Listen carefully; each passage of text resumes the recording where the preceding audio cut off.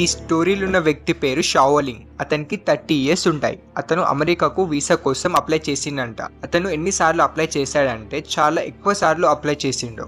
అన్నిసార్లు అప్లై చేయడం వల్ల అక్కడ ఎవరైతే అఫీషియల్స్ ఉంటారో, వీసా డిపార్ట్మెంట్ ఉంటారో, ఎవరైతే ఎంక్వైరీస్ చేస్తారో అతన్ని అంత ఈజీగా గుర్తుపట్టేశారంట. అంటే అన్నిసార్లు అప్లై చేసిండు. ఇంకా ఆయన 15 టైమ్స్ కెనడా ఇమిగ్రేషన్ అప్లై చేసిండు, కానీ అవి కూడా రిజెక్ట్ చేశారు. ఇంకా ఈయన చైనా నేవీలో కూడా జాయిన్ అవుదామని అనుకున్నాడు, దానికి కూడా అప్లై చేశాడు. అక్కడ కూడా ఇతను రిజెక్ట్ అయిపోయాడు. ఇంకా ఆయన ఇవన్నీ అవ్వట్లేదని సాఫ్ట్వేర్ కంపెనీలో జాబ్ అప్లై చేశాడు. అక్కడ 124 మెంబర్స్ ఉంటే అక్కడ 122 మెంబర్స్ సెలెక్ట్ అయ్యారు. ఇంకా ఇద్దరు సెలెక్ట్ కాలేరు. ఆ ఇద్దరిట్లో ఇతను ఒక్కడనమాట. అతని పేరే షావోలింగ్. ఇవన్నీ అవ్వట్లేదని చైనాలో పోలీస్ స్టేషన్ ఆఫీసర్ అవుదామని అనుకున్నాడు. ఆ పోలీస్ ట్రైనింగ్లో కూడా 20 మెంబర్స్ క్యాండిడేట్స్ ఉంటే అందులో 19 మెంబర్స్ సెలెక్ట్ అయినారు. ఇతను ఒక్కడు రిజెక్ట్ అయిపోయాడు. సో ఇన్ని రిజెక్షన్స్ అవుతున్నాయని అతను ఏమాత్రం డిమోటివేటెడ్ అవ్వలేదు.